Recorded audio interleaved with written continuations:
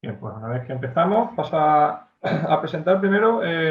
Somos, como decía, la Sociedad Extremeña de Educación Matemática.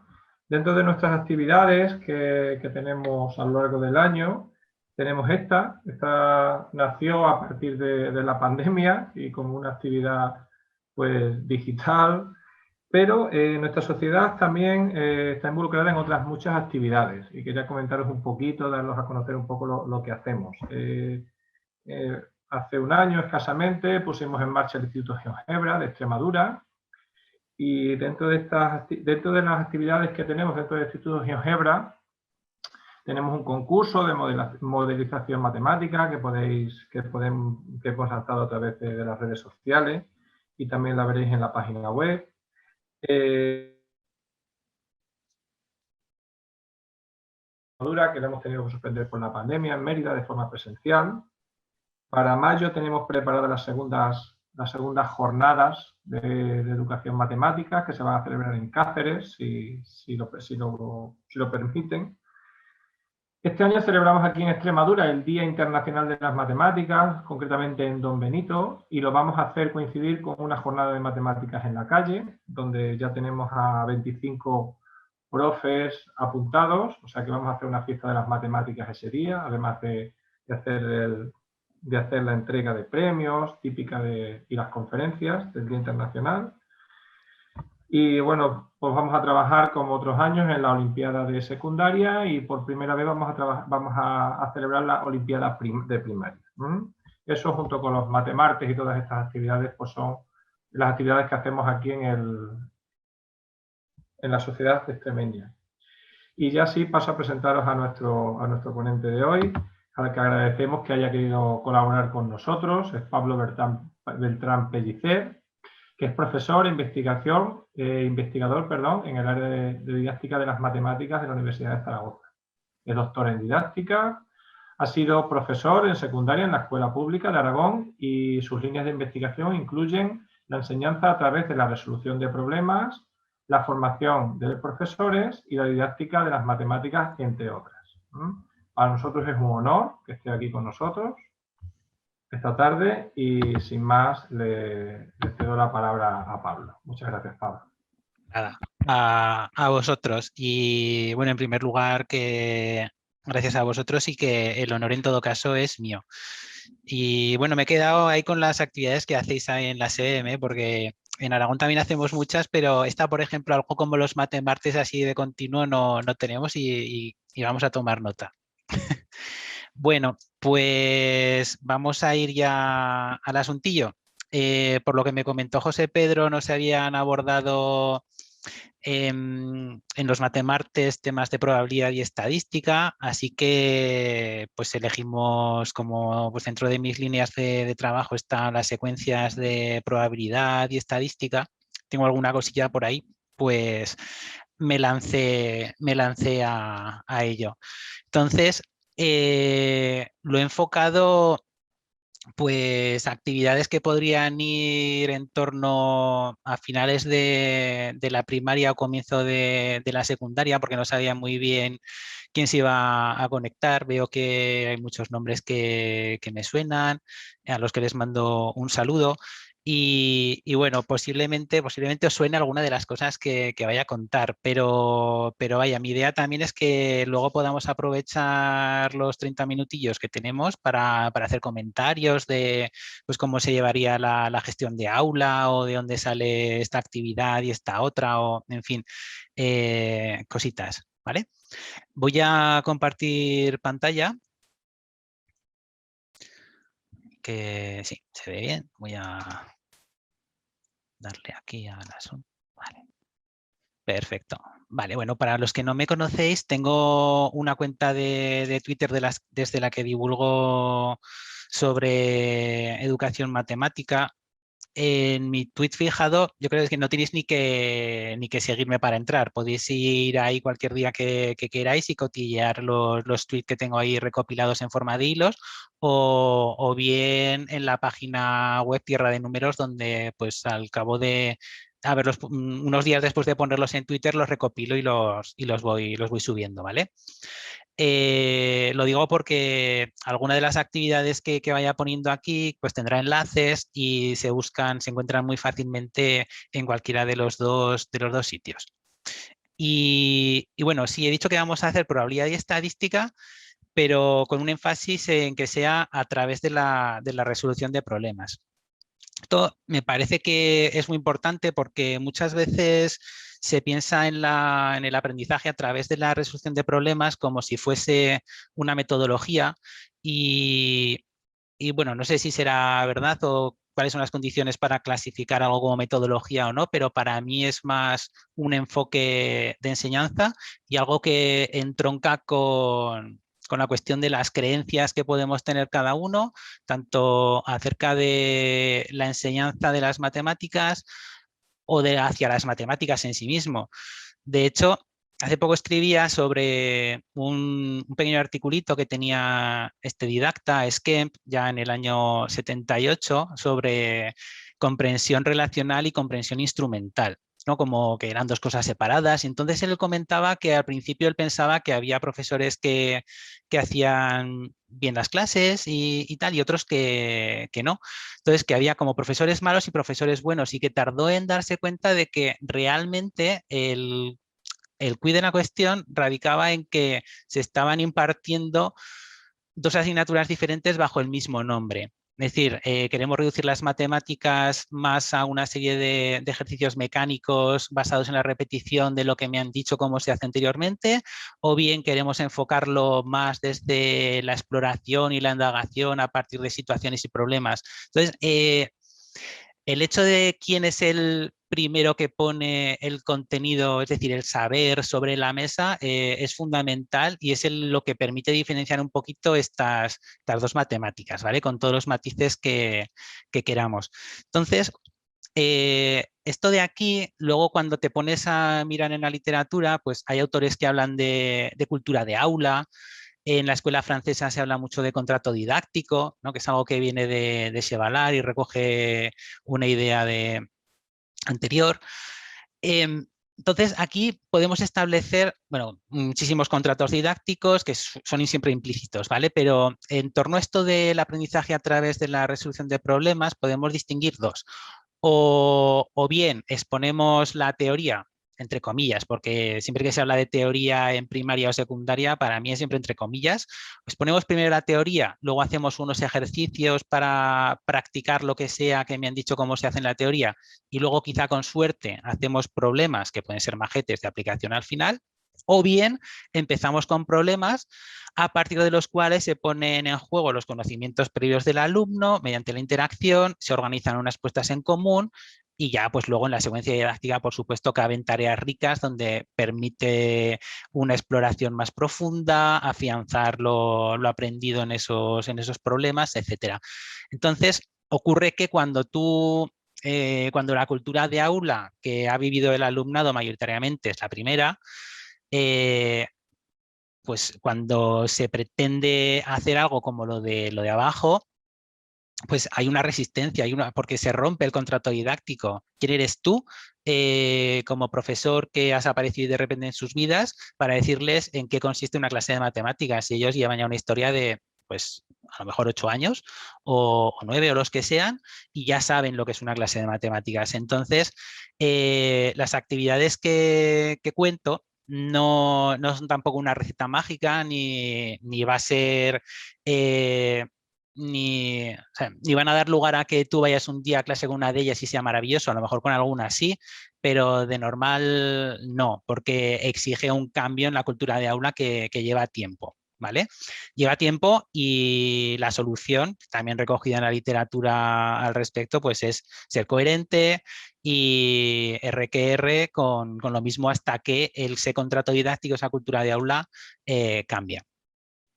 El aprendizaje a través de la resolución de problemas tampoco es algo que se me haya ocurrido a mí en este momento ni en cualquier otro, sino que orientaciones ya internacionales como los principios del NCTM lo recogen ya desde el año 2000 y antes, ¿vale? El currículo lo recoge, quizá en los nuevos se hará algo más de énfasis, pero está recogido. Y dentro de estos principios y estándares aparece tal cual, ¿no? Que en los principios generales que se ha de construir nuevo conocimiento matemático a través de la resolución de problemas, ¿de acuerdo?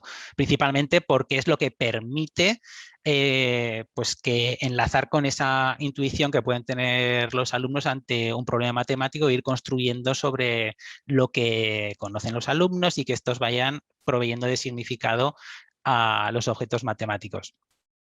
Entonces, ya en concreto, vamos a ver un poquito esto, vamos a aterrizar en probabilidad y estadística. Esto tiene cierto peligro porque, y ya me adelanto un poco por si luego fuera a surgir esa pregunta, porque se suele decir, bueno, vale, esto es muy bonito en probabilidad y estadística, pero ¿y en las otras áreas qué pasa? En las otras áreas pasa exactamente lo mismo, ¿de acuerdo? Pero sí que es verdad que en algunos estudios sobre creencias del profesorado resulta que probabilidad y estadística es el tema en el que los profesores nos lanzamos más a hacer proyectos o cosas colaborativas si sentimos esa necesidad. Es en este bloque y no en otros, pero este enfoque sirve absolutamente para todos, ¿vale? Bueno, ¿por qué probabilidad y por qué estadística? Porque en una actividad que, bueno, porque se ve muy poco y eso se refleja en una actividad que pues solía poner a principio de curso como parte de esa evaluación inicial. Entonces, cuando haces la pregunta ¿qué sé de matemáticas? Y dejas un rato a que te contesten los alumnos en primero de la ESO o en segundo, te suelen poner este tipo de cositas, ¿no? Pues sé sumar, sé restar, sé multiplicar, sé dividir, te ponen algún ejemplo. Eh, Cuando en esa misma prueba les preguntas por qué se inventen un problema, pues recurren normalmente también a problemas aritméticos que estando en primero de secundaria, pues casi se remontan a problemas que hacían en segundo de primaria y siempre aritméticos. Entonces, cuando hablas con ellos y dices, venga, ¿y algo de geometría? Ah, sí, lo de las áreas y te ponen las fórmulas. Y ya tienes que forzar mucho más y oye, ¿es algo de probabilidad? ¿Habéis visto? No, ¿habéis tirado dados alguna vez en clase o habéis tirado monedas o chinchetas o pues, una vez hicimos unos gráficos, pero suelen ser muy poquitos, ¿vale? Entonces, no sé si es porque se considera que es muy fácil, que está al final y no da tiempo. Bueno, ¿y por qué tiene que dar tiempo siempre a ver todos los contenidos del bloque de números y a no haber nada de probabilidad? Si realmente de los bloques de los que consta el currículo, luego, si nos ponemos en la vida cotidiana, pues el razonamiento probabilístico, la interpretación de gráficos es de las cosas que más se van a usar si vamos a ir por una visión funcional de las matemáticas. Bien, entonces, la probabilidad, me gustaría terminar así, ¿no? No, no es ese tema fácil que se deja para el final y luego ya así eso. Vamos a quedarnos con esta idea. Y para profundizar en la idea de que no es fácil, si echamos un vistazo pues, a algunas fechas así clave de cuando se descubrieron algunas cosas en matemáticas, vemos que aparece bastante tarde, aparece prácticamente al mismo tiempo que Newton, y entonces pues muy fácil no puede ser. ¿Y por qué no es fácil la probabilidad? Porque al contrario de lo que puede pasar en otros bloques como aritmética o geometría, este juguete que vemos aquí, de infantil, pues podemos pensar que que permite aprender sobre geometría, ¿no? Formas geométricas básicas, a discriminar figuras, etcétera. El propio juguete al niño o a la niña le da información. Pues si coge el niño la pieza cuadrada para meterla ahí en la ventanita esta redonda que se ve, pues el juguete va a decir, no, esta no, prueba otra. Y esa información es perfectamente válida y le está dando ya pistas para progresar en su aprendizaje. Ahora bien, en la probabilidad, en los fenómenos aleatorios, no pasa eso. O sea, tú te puedes pegar toda la tarde jugando al parchís. Como hay que salir de casa con un 5, puedes salir con la idea de que el 5 es menos probable que el resto. Porque ¿quién recoge los datos de los números que van saliendo cuando juegas al parchís? Nadie. O sea, para realmente aprender que lo que está pasando ahí es que hay cierta variabilidad y que si jugamos mucho, pues cada uno de los números del dado es equiprobable, pues tienes que hacer una reflexión y una recogida de datos que sea sistemática y que te permita luego hacer una reflexión sobre ello. O sea, hay muchas cosas aquí implicadas que si no haces un estudio eh, sistematizado, por así decirlo, o con cierto andamiaje, las puedes dejar pasar por alto fácilmente. Otra cosa, estos son como elementos sobre los que diseñar luego actividades. Algo que tenemos que tener en cuenta es que la probabilidad tiene diferentes significados. O sea, yo no puedo definir la probabilidad al estilo de la probabilidad es el cociente de... Bueno, es que esto que está empezando a decir, el cociente de casos favorables entre casos totales, esto forma parte del significado clásico, es la regla de Laplace. Y esto funciona cuando los casos son equiprobables, se asocia a situaciones de juegos de azar, pero estas situaciones no son las mismas que asociamos luego a ese significado frecuencial, donde yo a priori no puedo saber cuál es la probabilidad de un suceso, sino que necesito hacer repeticiones, recoger los datos, estimar frecuencias relativas. Necesito que el número de repeticiones sea lo suficientemente grande. El número de repeticiones sea suficientemente grande, esa verbalización no aparece desde el significado clásico. Puede aparecer cuando yo conecto actividades del significado clásico para ver que frecuencialmente pues, es lo mismo, pero habrá actividades que tenga que abordarlas desde un enfoque frecuencial. Y antes de estos dos enfoques, de estos dos significados, el frecuencial y el clásico, tenemos el intuitivo, que bueno, está presente tanto en primaria como en secundaria y este se refleja en esas palabras de uso común que utilizamos todos pues desde pequeños, ya estaban presentes históricamente mucho antes de que se desarrollara la teoría de la probabilidad. Pues mañana seguramente lloverá. Bueno, pues ese seguramente ya está expresando qué creemos nosotros acerca de la probabilidad de ocurrencia de ese suceso, ¿verdad? Después de estos tres, tenemos el subjetivo, que normalmente se asocia al teorema de Bayes, esa sería su expresión formal, pero también admite una expresión intuitiva cuando nosotros hemos expresado ya nuestro grado de creencia acerca de que pues mañana lloverá, no sé qué. Pues si me levanto mañana, yo ya sé la predicción del tiempo y tal, pero si me levanto mañana, levanto la persiana y veo que hay oscuros nubarrones en el horizonte, pues puedo revisar mis creencias y eso ya forma parte de ese significado subjetivo. Finalmente, pues tenemos los axiomas basados en la teoría de Kolmogorov, donde pues, todo esto se sistematiza y se formaliza desde el rigor. Además de estos significados, tenemos que tener también, o interesa tener presentes los diferentes sesgos de razonamiento que aparecen cuando razonamos en torno a situaciones de donde aparecen fenómenos aleatorios. Por nombrar algunos, dentro de la heurística de la representatividad nos encontramos pues, con ese sesgo de insensibilidad al tamaño de la muestra, donde a la persona en cuestión pues, le da igual que los datos recogidos sean 10 que 100. La conclusión para 10 es extrapolable a la población entera y no tiene en cuenta la variabilidad de los datos que está manejando. Dentro de esta heurística también aparecen una serie de concepciones erróneas sobre las secuencias aleatorias, como la falacia del jugador, ¿no? Que pues ante una racha del mismo resultado, el jugador que cae en esta falacia piensa que cada vez es más probable que ocurra otra cosa. Tenemos también el sesgo de equiprobabilidad, en el cual se puede caer si nos limitamos o enfatizamos muchísimo el significado clásico frente al frecuencial, porque el clásico se asocia siempre, la regla de Laplace, a situaciones donde todo es equiprobable. Entonces, corremos el riesgo de que tratemos de razonar así para cualquier cosa. Es decir, voy a lanzar una chincheta, pues va al 50%, pues espera que no, porque no cumple los parámetros que sí que cumplía el dado a lo mejor. Es muy evidente que la chincheta no tiene por qué pasar eso. Y por nombrar otro más, el enfoque en el resultado aislado, que se relaciona mucho con las predicciones del tiempo.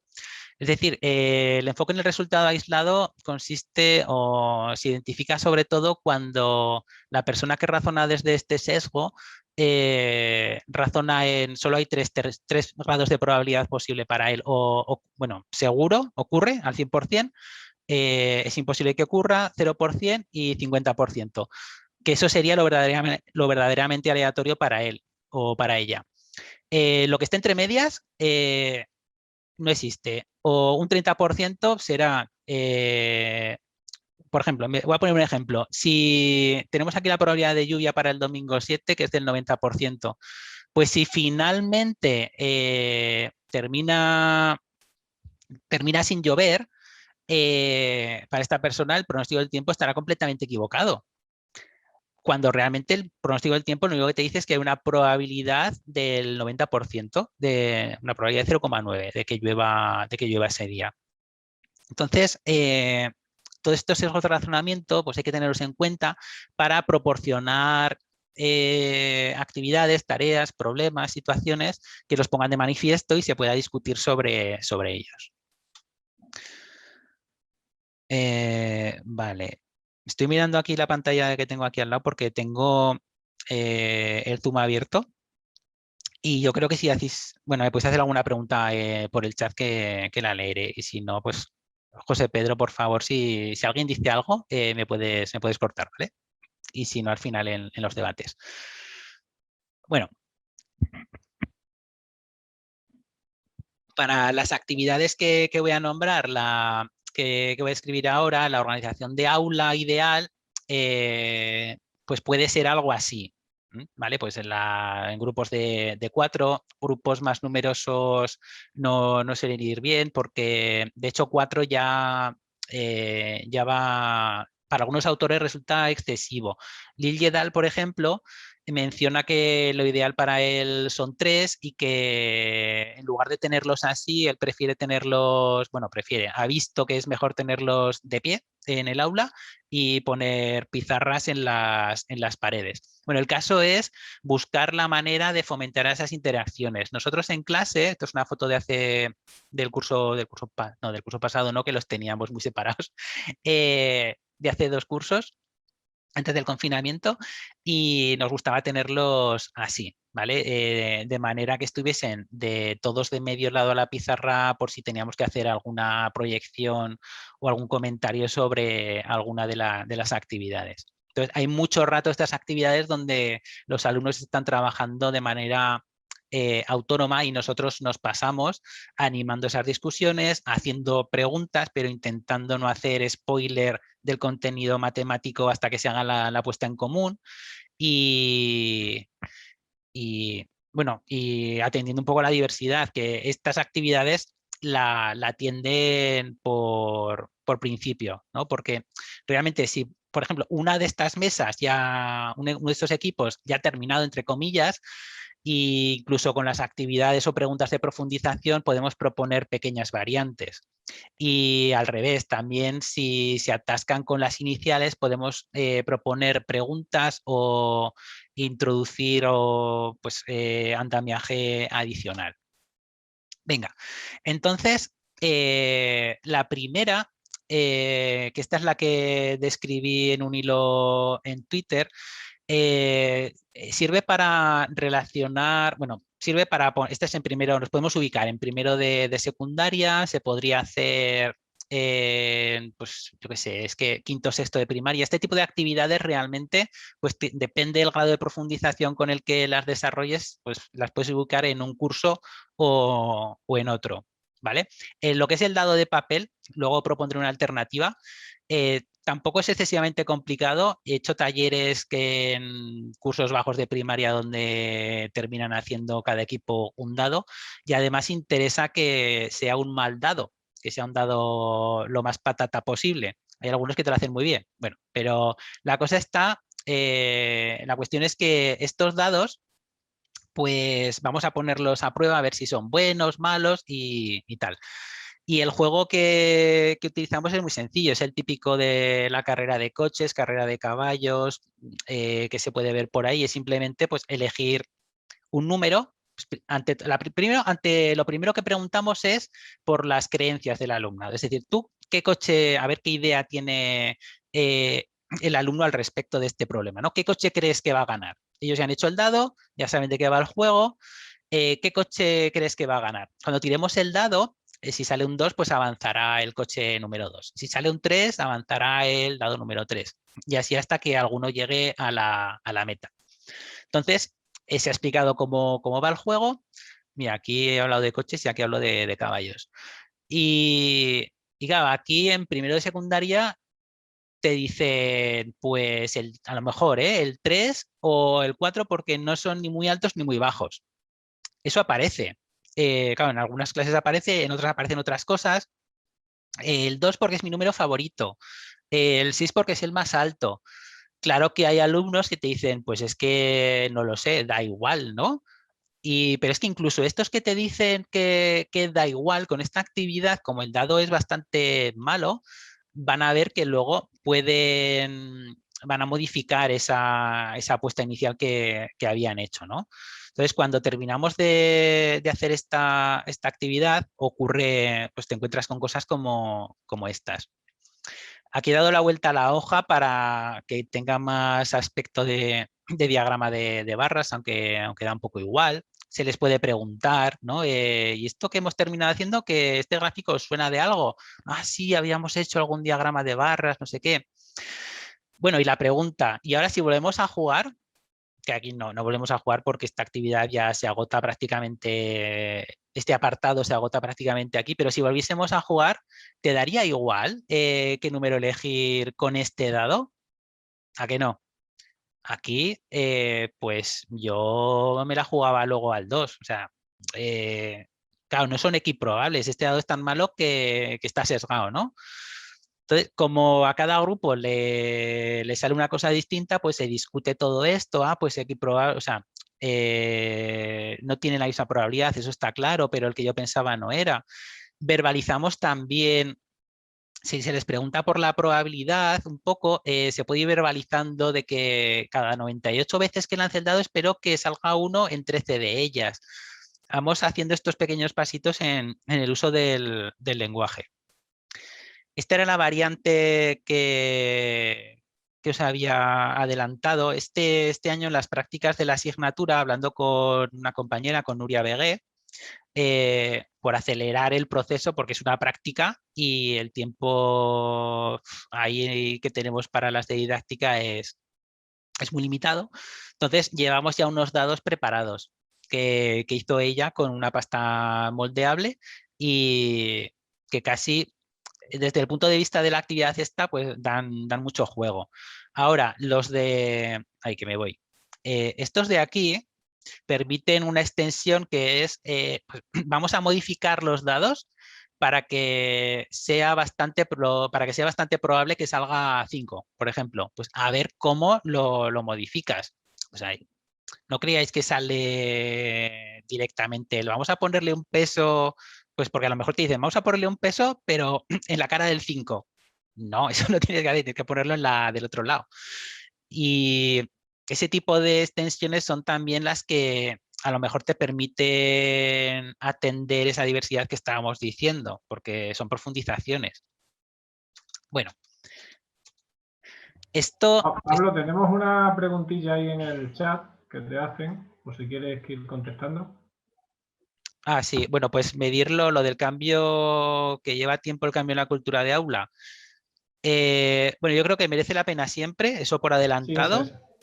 y que tiempo, hablando con Ana, mi compañera de estos 2 últimos años, creemos que en un primero de la ESO, con mes y medio, 2 meses hasta que tienes la sensación, esto no es nada científico, pero hasta que tienes esa sensación de que está rodando la cosa, desde que ya asumen que no vas a explicar de entrada, sino que tienen que ponerse con los problemas.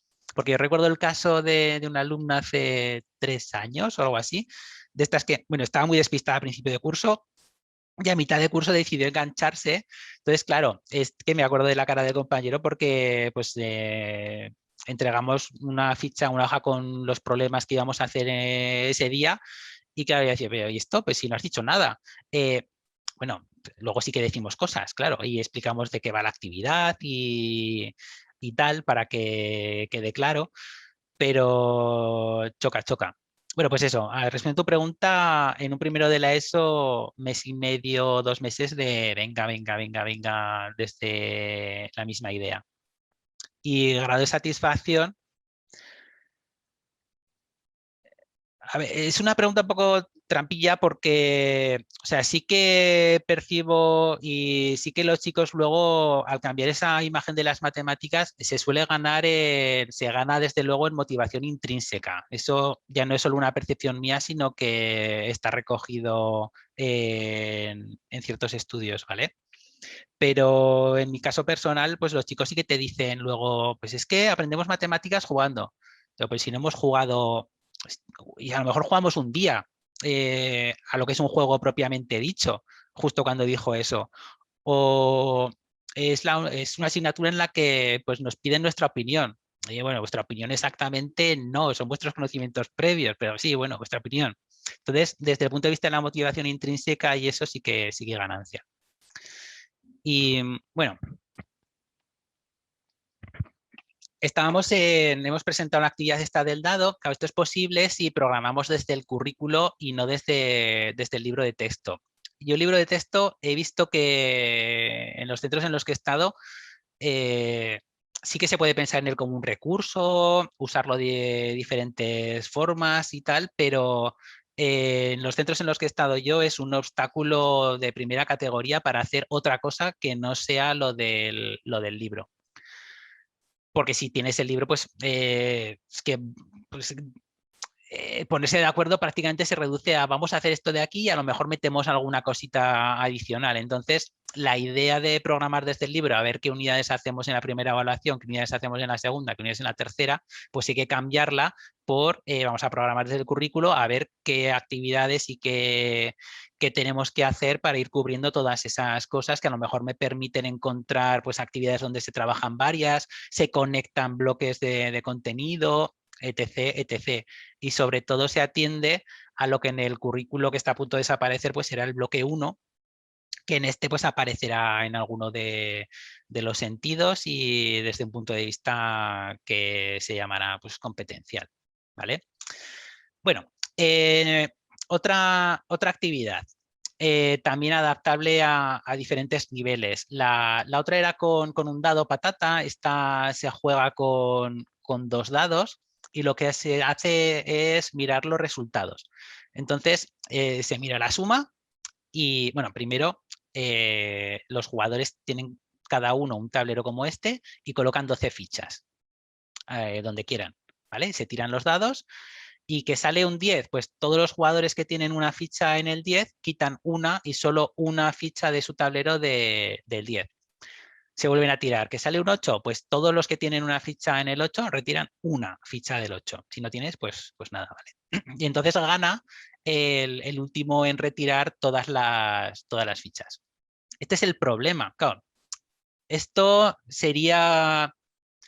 Mira, aquí podemos entrar a ver si esto es gamificación o es aprendizaje basado en juegos o qué es. Yo, por ejemplo, prefiero pensar en esto como sigue siendo un aprendizaje basado en problemas a través de la resolución de un problema que es encontrar la estrategia óptima para este juego. Pues cómo coloco yo las fichas para tener más probabilidad de ganar.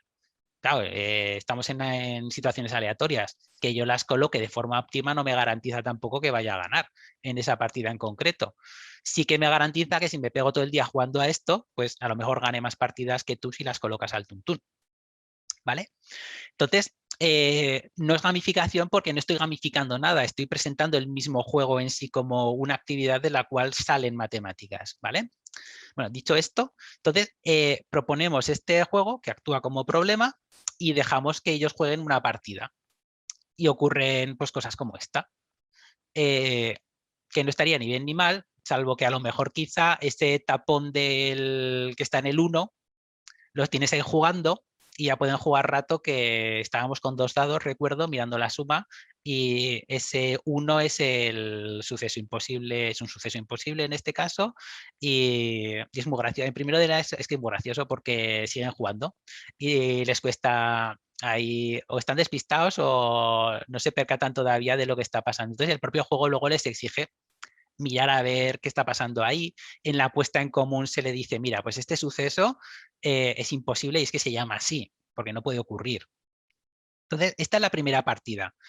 Luego vamos a jugar otra con lo aprendido de manera intuitiva en esta primera partida. Y esto ya son cosas que se ven en la segunda. Pues, bueno, el de la izquierda va bastante, no va mal. Este de aquí, por ejemplo, cuando les preguntas, ¿por qué has puesto esto así? Porque cuando tú te paseas por las mesas, preguntas a ver por qué han hecho tal cosa, por qué han hecho tal otra, recoges información, ¿no? Tanto para organizar luego la puesta en común como para pues animar las discusiones o etcétera. Entonces, en el de la derecha, ya, es que me he dado cuenta que salen más los números altos.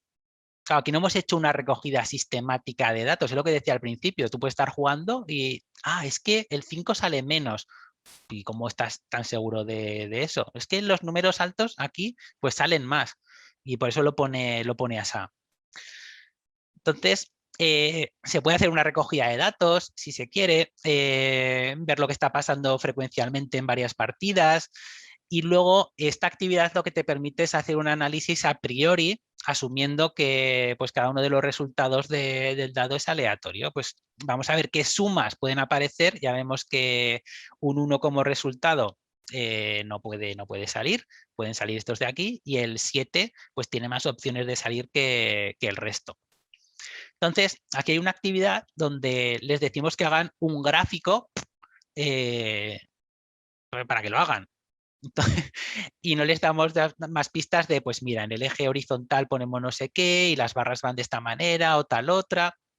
Y esto te permite ver que a lo mejor salen otras representaciones y te permite pues, proyectar esto con una camarita, creo que luego la enseño por ahí, donde pues se pueden comentar estas cosas, ¿no? Aquí están utilizando un histograma en lugar de un diagrama de barras, y esto se ve muy claro. A lo mejor en la representación de la derecha daría un poco igual, porque, vale, no están separadas las barritas, pero es que en la de la izquierda están etiquetadas de una forma un poco rara para el caso que nos ocupa, porque van por intervalos. Entonces, no es baladí el entrar en estas discusiones de cuál es más apropiado, si esto es de aquí o esto de acá, para lo que queremos representar, ¿no? Sobre todo porque luego cuando entremos en gráficos estadísticos y veamos que el diagrama de barras, pues la altura de las barras es lo que es proporcional a la frecuencia, en el histograma ocurre que es el área de los rectángulos estos que vamos haciendo lo que es proporcional. Entonces, te da pie a que estas cosas salgan y se comenten con mayor grado de profundidad quizá, y entronquen además con lo que saben los alumnos. Más cosas. A ver, ¿hay alguna pregunta? Mike te preguntaba con lo de las fichas, eso, 12.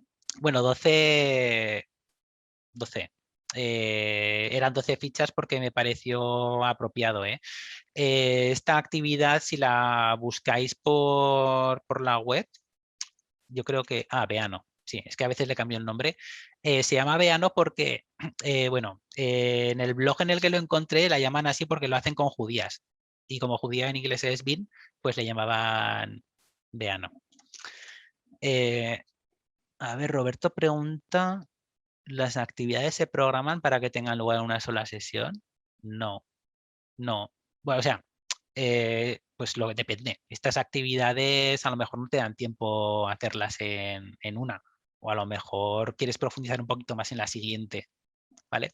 Lo que sí que es recomendable es que al final de cada sesión la estructura de una de estas clases podría ser al principio una actividad como más de calentamiento, donde pues puede ser una actividad muy relacionada con lo que se va a ver, por ejemplo, esta que estaba poniendo ahora, que es una charla de aula de 5 o 10 minutos, y luego ya la actividad troncal, y al final de la clase es ideal pues una puesta en común, que no tiene por qué ser tampoco la puesta en común al final, sino que depende cómo vaya la actividad, pues puedes pararlo y hacer una puesta en común donde se discuta lo que ha hecho cada uno de los grupos, incluso tú como profesor que formalices, institucionalices algo si es necesario.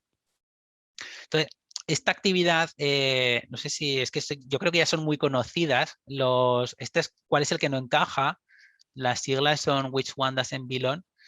Y si me podéis decir por el chat si las conocéis más o menos, y veo que van apareciendo sí o no, la comento o no.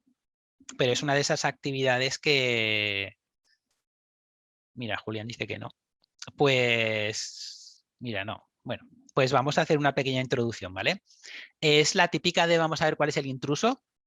Lo que pasa, bueno, mira, esto de aquí es una página donde, bueno, todo esto surge a partir de un libro de Christopher Danielson que se titula así, tiene actividades de este estilo. Entonces, en esta página, pues la gente va subiendo diferentes ejemplos de este tipo de actividad. A mí, para decir en qué consiste esta actividad, me gusta utilizar uno de estos de números porque se ve muy, muy claro, ¿no? Y aquí, pues en el chat, podéis poner rápidamente cuál creéis que es el intruso de esa actividad y por qué.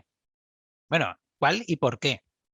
Que si no, no tiene sentido. Esto cuando lo hacemos en clase, pues se puede poner, si se proyecta sobre la pizarra, una pizarra blanca, se pueden ir anotando las razones que va dando cada uno pegado al número, o si no, si es una pizarra de tiza, pues haces una cruz en paralelo, o sea, una cruz sí, en paralelo al proyector, pues haces una cruz donde vas poniendo las razones para cada uno de ellos. Y solo habéis dicho el 43, al 16, que es par, que es el único par. Bueno, ya estáis viendo que van saliendo cosas de divisibilidad, el 9 que solo tiene una cifra, la 43, 9, 16 y el 25. ¿Alguien ha dicho alguna razón para el 25? Porque si está bien diseñado, tenemos que encontrar una razón para todos. O sea, cada uno tiene una razón. ¿De acuerdo? Mira, esa, la de la suma de las cifras de 7, también sale siempre.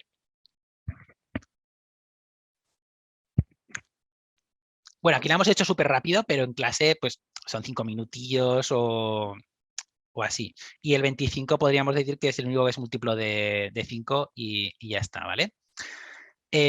Volviendo a nuestra actividad, esta de aquí se puede plantear pues desde, y de hecho la hemos planteado tanto desde infantil, porque claro, no han visto probabilidad nunca. Estos son ruletas, ¿vale? Pero esto lo pueden hacer razonando en términos de colores y ya está. Por ejemplo, en el de arriba a la derecha, podríamos decir, pues es el único que no tiene verde. Y ahí ya me dirás qué de probabilidad estoy diciendo. Nada. Ahora, si cuando decimos, bueno, es que estamos aquí en probabilidad, ¿vale? Que salgan cosas de probabilidad porque estos son ruletas. Entonces, claro, decir que el verde es imposible que salga en la de arriba a la derecha es distinto a que, bueno, es lo mismo, pero está expresado con otro lenguaje y permite identificar pues hasta qué punto manejan ese vocabulario los alumnos y qué razonamientos ponen en juego, si hablan de equiprobabilidad, si las probabilidades las expresan de manera más cualitativa o en términos de pues, un cuarto, un medio, etcétera. Entonces, este de aquí en particular da bastante juego. Y hablando de lenguaje, pues hablando de lenguaje, también hay actividades muy adecuadas para explorar pues, cómo expresamos la probabilidad con el lenguaje cotidiano. Esta quizá pues, se puede hacer la primera de todas o entre medias de la secuencia, porque esta nos va a permitir también enlazar con la escala de la probabilidad. Pues esto hay que valorarlo, ¿vale? Esta empezaríamos ordenando estas palabras desde pues el suceso cierto hasta el imposible. Y después de haber explorado un poquito estas palabras, pues podemos hacer frases. Frases en donde digamos que tenemos que hacer un informe meteorológico para una excursión que tenemos el día 22 de diciembre, el último día antes de vacaciones. Si hará viento, si lloverá, si hará calor, no sé qué. Entonces, utilizamos las palabras de la izquierda para construir esas frases. Y al revés, podemos hacer frases con las palabras de ahí asociándolas a sucesos. Entonces, ahí tenemos las dos caras de la misma moneda. Y una vez hemos hecho estas frases, podemos tratar de ordenar de alguna manera estas frases, estas expresiones en esta escala de probabilidad, donde decimos que vamos del 0 para lo imposible a 1 para lo seguro, o un 10 de 10 o un 100%. Un 10 de 10 significaría que si estamos hablando del tiempo, pues si a lo largo de 10 días, espero que los 10 días haga sol, ¿vale? Entonces, esto es un momento de una puesta en común en torno a esta actividad, que tampoco es que haya una solución única para esto. Sí que imposible va a estar asociado al 0, seguro sin duda va a estar asociado al 1, pero cuando te dicen y casi imposible no es que no está en el 0, pero ahí en torno al 0,1, por ahí, depende de lo que te digan, ¿no? Tampoco vas a entrar en esas disquisiciones, que se vea también que no, o sea, la gracia está en que tú no construyes esto, no lo construyes tú, sino que tienes en cuenta lo que te van diciendo. Pues lo de hay igual probabilidad, queda todo puesto aquí, lo de posible, pues a ver si lo ponemos entre el 0,1 o algo que seguro es también posible o no, cómo lo usamos nosotros en la vida cotidiana.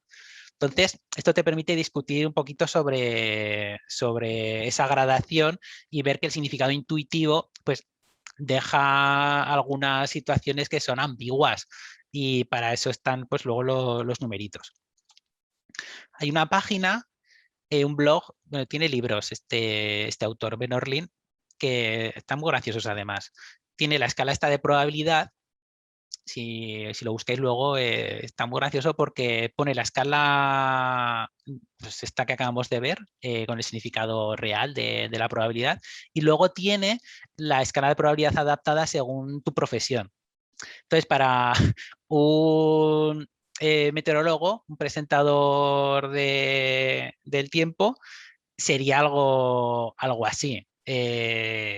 Cuando te dice que hay una probabilidad de que llueva entre el 0,2 y el 0,5, te está queriendo decir que mira, no va a llover, pero tampoco quiero que te vuelves loco si al final lo hace. Entonces, le da un toque así graciosillo que en algunas clases te permite seguir explorando estas expresiones verbales. Nos quedan poquitas actividades. Tenía alguna de estadística, pero yo creo que nos vamos a quedar en las de probabilidad. De todas maneras, os animo a buscar cosas de estadística. Las ruletas. Bueno, ruletas y otras cosas. He mencionado en algún momento las chinchetas. Sobre todo, creo que las he mencionado cuando he hablado de equiprobabilidad. Porque si todos los generadores de eventos aleatorios, o sea, dados, lo que usemos para en clase, ¿no? Si solo usamos dados, monedas, cosas que sean equiprobables, podemos estar fomentando ese sesgo de equiprobabilidad. Entonces es conveniente introducir chinchetas, por ejemplo, hacer muchas tiradas, saber lo que ocurre. Para lo de las chinchetas, una forma muy cómoda de hacerlo es en un vasito, dar a cada grupo 10 chinchetas nada más dentro de un vasito y con el vasito se apañan. Entonces, si haces 10 lanzamientos de 10 chinchetas, pues ya tienes 100. Y si tienes 4 o 5 grupos, pues te juntas en la clase con 500 lanzamientos, que es una barbaridad. Y las ruletas también. La de las ruletas yo siempre que la he hecho ha sido proponiendo que construyan una ruleta, aquí con esta idea del clip, que es muy cutre pero muy funcional, de manera que pues, el suceso salir rojo sea más probable que salir amarillo o el suceso de salir verde sea igual de probable que el amarillo, y bueno, con una serie de condiciones para que ellos tengan que construir la ruleta. Lo de las ruletas es un poco, sería para tratarlo aparte, porque si te permiten enlazar con esa probabilidad geométrica de, ostras, no estoy contando casos, a no ser que tenga la ruleta discretizada en sectores, ¿vale? Pero si la tengo como en sectores, ahí no queda claro, no es lo mismo que aplicar la regla de Laplace, porque no cuento, sino que estoy midiendo áreas y estoy luego haciendo el cociente entre áreas de manera que me dé esa probabilidad. Entonces, resulta interesante trabajar las ruletas de esta manera, porque si contamos estamos haciendo lo mismo que con los dados. Entonces, la explotación así mágica de las ruletas va por esta línea. Bueno, creo que esta es la última de probabilidad que tenía. Y aquí bueno, esta y la de pillar al tramposo. La idea de variabilidad, que también es fundamental en estadística, tiene que estar presente en muchas de las situaciones que vayamos planteando. Entonces, una forma donde una situación introductoria podría ser esta. Bueno, esto es un fotograma de la serie de Numbers. Hace unos años, bueno, son dos hermanos, uno que trabaja en el FBI y su hermano matemático que le ayuda con los casos más complicados, ¿vale? Entonces, quieren descubrir dónde está el asesino. Entonces, como saben dónde ha actuado, y el matemático le dice, bueno, pero sabiendo dónde ha actuado y pensando que quiere evitar su domicilio, pues vamos a hacer unas cuentas para ver por dónde puede ir, por dónde puede ir la cosa. Entonces en el mismo episodio, propone un experimento ahí en una salita, están pues como 10 investigadores y les dice, bueno, venga, vamos a situarnos al azar en esta sala. Entonces se sitúan y lo que están haciendo realmente es ponerse a intervalos regulares. Yo lo que hago es parar el fragmento de la serie en ese momento y les pido a los alumnos que cojan 16 papelitos o lo que sea y los pongan al azar sobre la mesa. Entonces te encuentras con cosas como esto de aquí. Claro, esas dos de arriba no están hechas al azar. Están, las han puesto sobre la mesa y las han puesto a intervalos regulares, justo como dice él que está haciendo el asesino. Y aquí casualmente pues los que te hacen bien la actividad son los que pues, la tiran y se despreocupan, que es lo que hay que hacer realmente. Pues si es al azar, pues tiene que haber amontonamientos o esperas que haya amontonamientos, no esperas que haya... Claro, está la idea de variabilidad aquí en juego. Técnicamente, claro, si te pones a mirar cuál es la probabilidad de cada uno individual, pues es la misma, pero no te esperas que todos los intervalos sean de la misma, que estén equiespaciados. Entonces, poner en juego estas cosas y ver que hay algo más de fondo está bien para iniciar la actividad. Y la actividad en sí es esta de pillar al tramposo.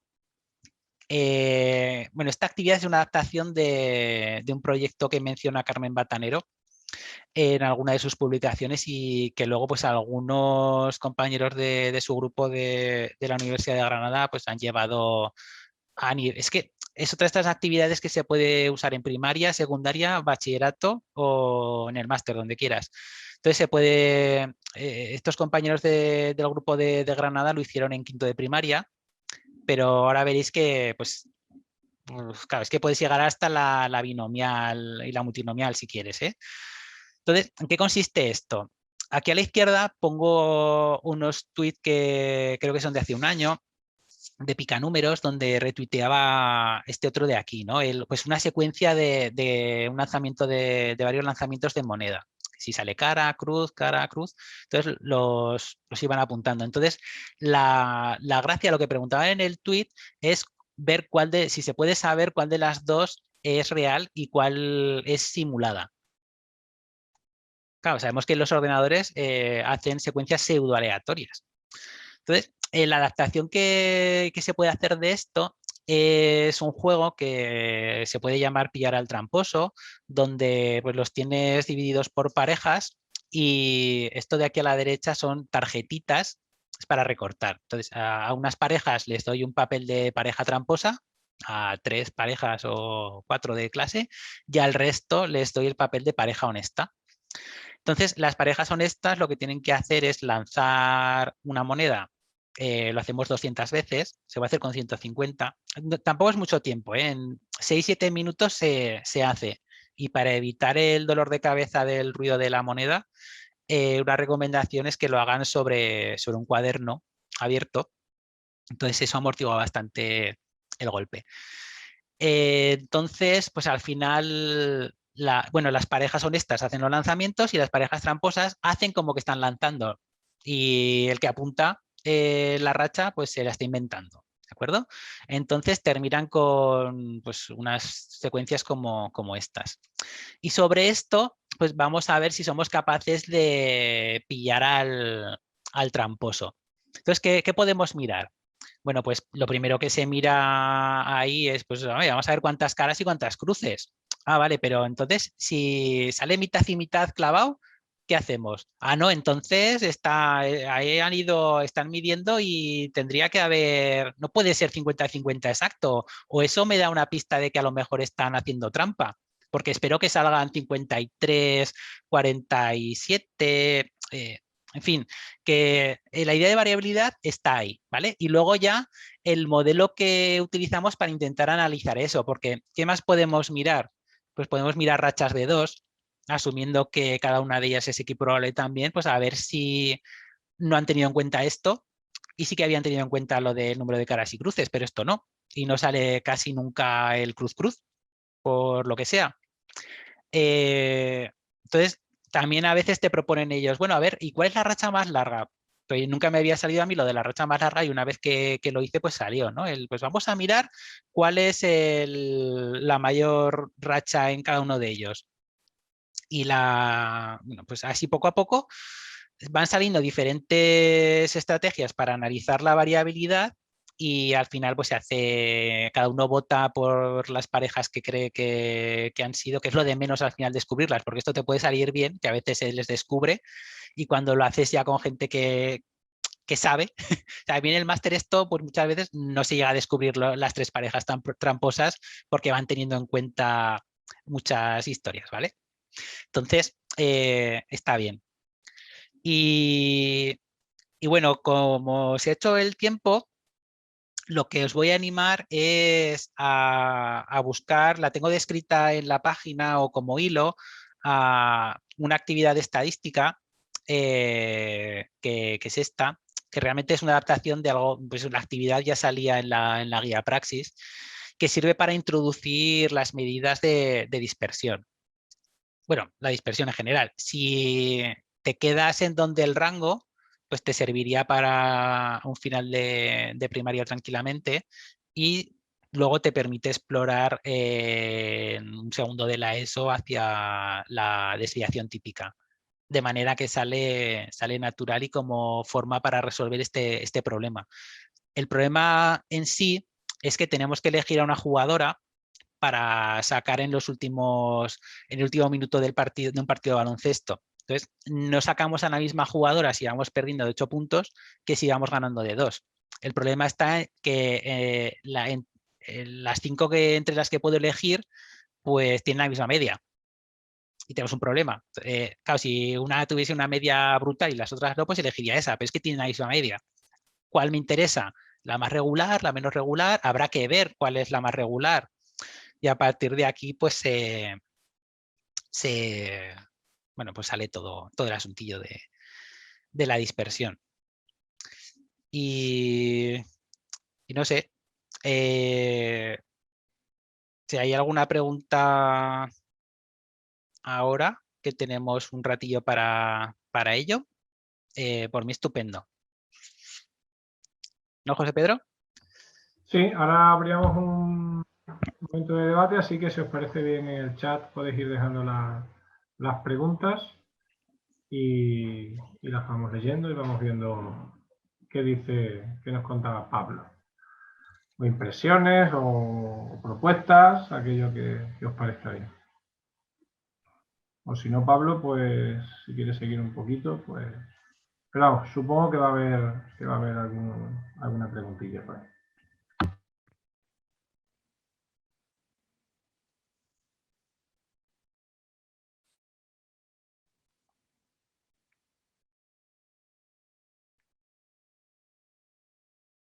Sí, Roberto. Roberto pregunta si podemos encontrar en la web las actividades y la bibliografía. Sí, en concreto, pues todas las que he nombrado están. De hecho, la secuencia de probabilidad está en forma de artículo también que publiqué con Belén Giacomone pues hace poquito. Está descrita y pues, dentro del artículo también tiene las referencias.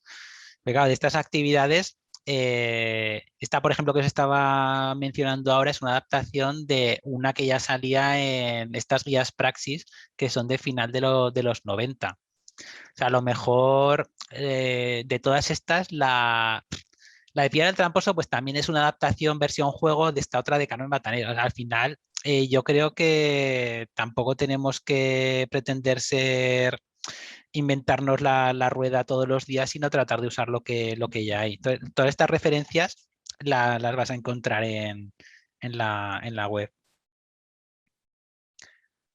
Que se integran estas actividades con algunas secuencias en Desmos. Sí, de hecho, claro, Desmos lo bueno que tiene, Desmos entendida como o sea, las actividades estas preparadas que tienen, ¿no? Donde puedes tú recoger lo que han tecleado los alumnos y compartirlo. Entonces está muy guay. Y hay una preparada, estoy pensando en una de ruletas, pero no sé cómo se llama, de chances o algo así, donde analizas ahí, pues son como 36 ruletas, a ver en cuántas sale rojo, en cuántas sale azul, que claro que caben aquí perfectamente, sí, sí. Y me parece que hay también otra por ahí preparada sobre discutir gráficos estadísticos que también da mucho juego. Y A ver. te pregunta Manuel si que no quiere ser aguafiestas, ya no quiere ser aguafiestas, que cómo hace para evaluar y calificar a su alumnado. Si solamente con notas de clase o con la nota de un examen, ¿qué le dirías? Pues nosotros, nosotros el último año no hicimos ya exámenes íbamos sin nota hasta el momento del boletín de evaluación. Esto puede sonar un poco radical, pero bueno, a nosotros ya nos parecía. Hablo en plural porque esto al final, pues con mi compañera Ana Martínez, estos 2 últimos años en el CPI de la Atalaya, hemos ido reflexionando mucho sobre evaluación y hemos ido incorporando herramientas. Entonces, el primer curso dijimos, bueno, pues vamos a hacer que el examen sea la mitad y la otra mitad sean actividades de clase, exámenes de cuaderno. Exámenes de cuaderno son exámenes que se hacen con el cuaderno sobre la mesa, pues más que nada para valorarlo como herramienta de aprendizaje, ¿no? A ver si eso me sirve para resolver problemas que sean parecidos a los que hemos hecho en clase. Entonces, claro, en mi experiencia personal, el poner que el 50% de la nota salga de exámenes, eso ya era como un avance. Todos los institutos en los que había estado, la discusión era básicamente en si dábamos un 70 o un 80%. Entonces, lo que estábamos viendo es que así también nos perdíamos un poquito, perdíamos coherencia con las actividades de clase. Es verdad que tú el examen lo puedes intentar hacer muy coherente con las actividades que haces, pero el hecho de hacer los exámenes y ponerles una calificación y luego ya olvidarte un poco de eso, como que no encajaba mucho con este enfoque. Entonces, el segundo curso lo que hicimos fue el evaluar de manera formativa pues a lo largo de todas las actividades, incluidas las que luego nos iban a servir como evidencia para sacar la nota. O sea, el Lil Yedal, que lo he nombrado antes, tiene, bueno, en su página o en el librito donde recoge sus experiencias con profesorado, menciona muy claramente la diferencia entre evaluar y calificar e incide en que calificar no puede ser algo que estorbe. O sea, realmente si paras un poco, paras la secuencia y haces un examen y luego ya eso no va a ningún sitio, más que al cuaderno para ir luego a hacer la media al boletín, eso estorba. Eh, Nosotros lo que hacíamos era, pues cuando tú te vas pasando por las mesas, ahí ya recoges evidencias de aprendizaje de pues quiénes están conectando en este caso el significado frecuencial con el clásico, quienes están calculando probabilidades, quienes están razonando a partir de ellas, ¿vale? Y luego hacíamos alguna sesión de autoevaluación donde poníamos 3 preguntas muy cortas, tenían pinta de examen, lo que pasa que luego se lo devolvíamos solo con comentarios. Esto también lo tengo descrito en la web, ¿vale? Entonces, estas autoevaluaciones son 3 preguntas como las que hemos hecho en clase, que permiten distintos grados de profundización, ¿vale? Entonces ponemos una que es más bien sencilla, luego otra donde a lo mejor se pueden hacer observaciones adicionales y luego terminamos con una especie de bueno, cuestionario que luego hay que justificar donde les preguntamos si no han sabido hacerlo y necesitan tener un ejemplo delante, si lo han hecho bien pero han tenido algún error pequeño o dudan en alguna cuestión específica y lo más de lo más que sería he sido capaz de hacerlo y he hecho observaciones adicionales. Entonces ellos lo marcaban y justificaban el por qué habían puesto eso. Entonces nosotros para la nota usábamos básicamente esas percepciones de los alumnos pasadas también por nuestro cuaderno del profesor y por nuestras observaciones. Y cuando había desalineamientos entre una cosa y otra, pues prestábamos más atención en las tareas de clase a ver en qué estado estaba ese alumno realmente o esa alumna y así sacábamos la valoración final. No sé si me he enredado un poco explicándolo porque es un poco más complicado, pero lo tengo descrito en la web. Si busquéis evaluación, ahí está descrito. Entonces, no hay examen, hay estas autoevaluaciones y luego estas autoevaluaciones, claro, se las devolvíamos con comentarios. De manera que al cabo de un tiempo se volvían a hacer preguntas similares donde ellos tenían opción a demostrar que habían aprendido con los comentarios de esa autoevaluación. Está como muy metido dentro de la mecánica de clase.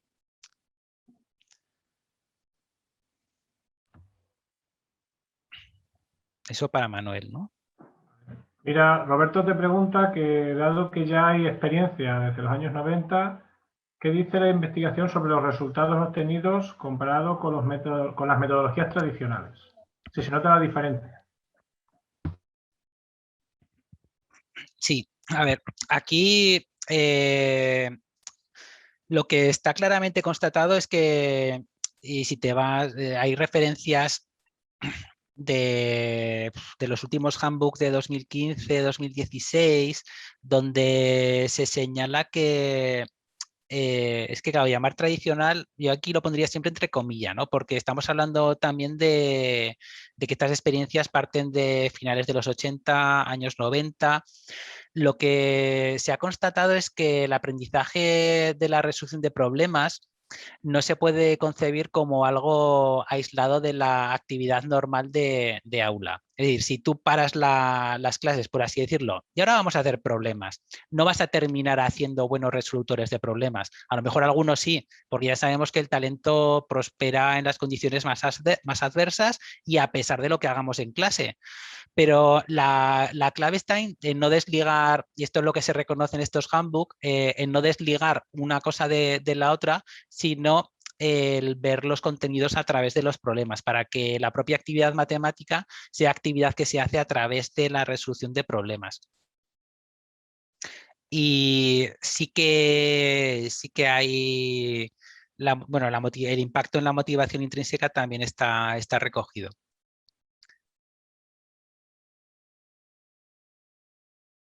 A ver, Te Luis. preguntaba si puedes mirar el chat. Le pregunta a Guillermo si conoces esa página web que hay de probabilidad. Go Touch Math. ¿Dónde está eso? Está el sexto por arriba, sexto mensaje. De los últimos mensajes, el sexto. Pues no la veo, pero el Go Teach Math, pues no, esa, pues mira, no me suena. Te la pego la última si quieres y... Vale. No, Ahí, esa que te pongo ahora. Espera, que sí, igual la estáis mandando a los panelistas solo y tengo aquí el chat de...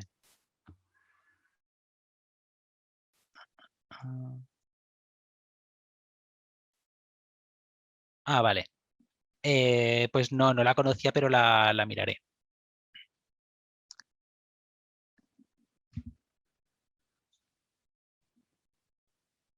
Vale, preguntaban por la del básquet. Está muy bien explicada, ¿vale? Los números de la tabla son los porcentajes de acierto de esas jugadoras en cada uno a lo largo de 10 partidos. Entonces, por ejemplo, María en el primer partido tuvo un 56% de acierto, en el segundo un 57%, en el tercero un 67%, así. Entonces, claro, al principio lo que se hace es, vamos a calcular la media y ves que sale siempre lo mismo.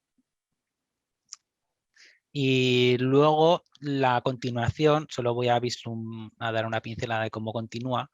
Lo que se hace es intentar indagar visualmente en esa dispersión, ¿vale? Colocando en estos diagramas de puntos los diferentes porcentajes de acierto de cada una.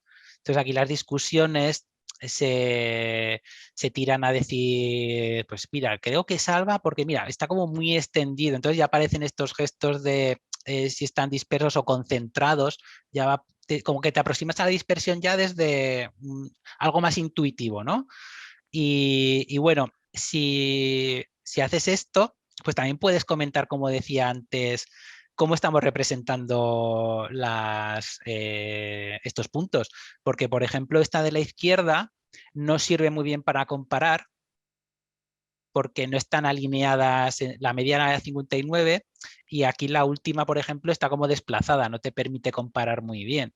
Así como las del centro, sobre todo, que están muy limpias y que te permitiría discriminar mejor. Además, ha colocado una flechita en donde cae la media. Y aún había algún grupo que te hace cosas como esta, que te sitúa con este código de colores todos los puntos y bueno, claro, yo recuerdo esta discusión y digo, pues yo no me aclaro. Si vosotros os estáis aclarando vosotros, sí, sí, porque no sé qué tal, creemos que es clara, que lo hemos discutido. Vale, vale, vale, mira, yo creo que no, pero eh, entonces la gracia está en partir un poco de esto que es la dispersión y a partir de ahí ya analizar el rango y poner situaciones donde el rango es una castaña. Porque si haces en primaria, no sé si alguien de primaria, porque en primaria sí que se puede llegar a lo mejor al rango, ¿no? Como medida de dispersión, pero claro, el rango como medida de dispersión es que es lo peor. Entonces, yo antes que eso, por supuesto, lo vería de forma intuitiva así visualmente y sobre todo no me olvidaría de poner una situación donde el rango sea lo peor. O sea, tener una jugadora que sea muy regular, pero que tenga dos partidos, uno malo y otro muy bueno. Entonces, claro, si esa es muy regular, aunque tenga el rango muy alto. Te siguen preguntando por aquí Santos, que sobre todo con cursos altos de cuarto y bachillerato, que él echa el discurso sobre las casas de apuestas. Ujú.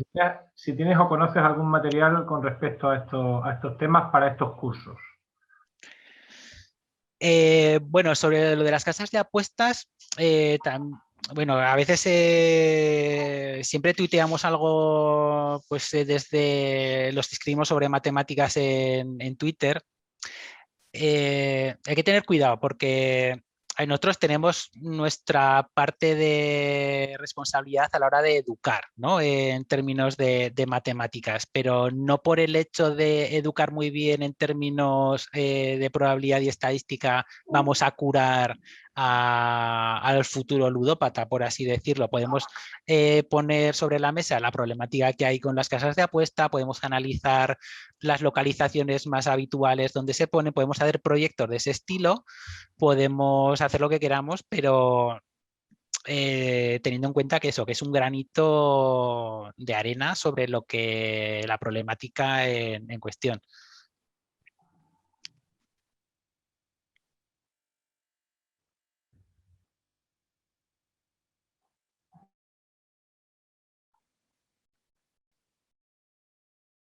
Ellos decían que si queréis mandar un mensaje para que lo vean todos, tenéis que enviarlo para todos los panelistas. Aquí Sí, en Zoom. sí, ¿Vale? por eso no veía antes el del Gothic Maths, sí. Claro, bueno, no lo veía.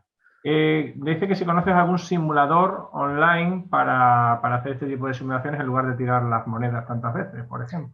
Bueno, a ver, sí que hay simuladores online. Antes había uno, lo que pasa que bueno, antes usaba el de, vale, en GeoGebra, Apples de GeoGebra para hacer lanzamientos de moneda y cosas de estas hay, ¿vale? Es verdad que hace un par de años controlaba otros enlaces, había una página muy maja, Didactmatic Primaria, que tenía muchísimos applets, pero estaban en Flash. Y ahora mismo no sé qué ha sido de ella, pero estaba muy bien y tenía un laboratorio entero con cosas de azar y probabilidad. Pero, y si no, de applets de GeoGebra seguro que hay. A Sí, ver, bueno, Luis nos dejaba ahí una página que es sodor.org. pues Lo ha mandado a todos los panelistas, así que yo creo que lo nos podemos la ver todos. apuntamos. De todas maneras, aprovecho Eh, la simulación. O sea, no podemos hacer todo, dejar todo en manos de la simulación, ¿vale? Porque esto depende mucho de la intuición y muchas veces cuesta vencer esas creencias de, o sea, porque me lo pinté aquí el ordenador, no veo yo lo que está pasando. Entonces hay que conjugar las dos cosas. A lo mejor sí que no vamos a hacer todas las secuencias lanzando, pero en primaria sobre todo y en los cursos bajos de secundaria, yo sí que lo de las chinchetas, los dados, la moneda, sí que introduciría actividades de esas porque merece la pena. Me hablan por aquí, Pablo, si has pensado en escribir, habla Javier, una secuencia de problemas en función bueno, en función de los cursos. Vale, vale, gracias. Todo se andará. Esta recopilación. A continuación, pues hablan de que cuestiona si los procesos más manuales sientan bien a los alumnos. Por ejemplo, hacer el dado a mano hace bien o mal. Y tomar los resultados de los jugadores, gamificarlos. Bueno, lo del dado con origami, a mí es que me gusta la papiroflexia y me gusta también utilizarla en hacer alguna actividad en clase de geometría o esta de aquí. Esta de aquí, además, si la haces como a principio de curso, antes de haber visto geometría, también te permite hablar sobre no sé si habéis visto los diagramas que salían, pero ahí puedes hablar de usar lenguaje de geometría, de bisectrices. Y ahora hacemos la mediatriz de no sé qué. Y esto es simétrico respecto a... Entonces, a mí me gusta hacerlo así. Hay alumnos a los que la piroflexia se les da, bueno, muy mal, pero esta figura, chicos, esta figura, a ver, expresión plástica también tienen que hacer. Esta figura es muy sencilla y además si la hacen mal, pues casi mejor para la actividad. Es interesante, en términos de geometría, fijaros dónde llega la cosa, que si les das el folio, claro, les das un folio ahí que tengas en sucio para hacer el dado, ¿no? Y dices, pues vamos a hacer un cuadrado. Y no han hecho nunca un cuadrado con una hoja rectangular de papel. Y claro, ahí el procedimiento geométrico que haces es que es equivalente a coger un compás, ¿no? Y doblar el papel. Entonces, es interesante, todas estas cosas son interesantes, claro que sí, porque es que si no las han hecho nunca, pues alguna vez tendrían que hacerlas. Bueno, estamos encantados porque, Pablo, faltan 5 minutos y Vale. que arde, pero bueno. Pero Daniel Pajares, que es pues, otro ponente que hemos tenido hace una edición anterior, nos habla que en Flip and Coin, a Coin en Google te hace simuladores de cara y cruz. Aquí también Iván nos da algunos trucos de utilizar Flash para extensiones con El Chrome, Raffle, sí. para Zari Pro. Sí. Y Joffe también nos habla de una página web, Docentes de Educación de Navarra, y nos falta aquí un recursos. Así que en el chat podéis recoger aquí recursos, ¿de acuerdo? Y Bueno, dice aquí Eva que he tenido la posibilidad de hacer el que has comentado de los caballos, pero con tortugas, en primero de eso, y aporta mucho. Qué bien. También la actividad de los lacasitos, haciendo la gráfica de frecuencia, probabilidad, moda, y es muy motivador. Así que te lo agradezco. El trabajo, son actividades tuyas, supongo, de tu web. No sé, no quiero hablar de los lacasitos cuáles, pero en cualquier caso suena bien. Y a ver, creo que, a ver si falta, y creo que ya estaría, ¿no? Estaría más o menos lo que la gente nos ha ido diciendo. Creo que no me he quedado nada atrás. Creo que no, está todo. Y estamos ya casi a y media, así que, bueno, pues si no tenéis nada más que decir, simplemente agradecería a Pablo la ponencia que nos ha hecho esta tarde. A Que ha sido vosotros. súper entretenida, que ha tenido a todo el mundo pillado. Y bueno, más o menos, Pablo, estás en el doble, más o menos, un poquito más del doble de asistentes que solemos tener, así que bueno, pues. Bueno, mientras haya sido interesante y tal, encantado. Y nada, muchas gracias por estar ahí y nada, y seguimos en contacto. Muy bien. Un Venga, abrazo a hasta todos. luego.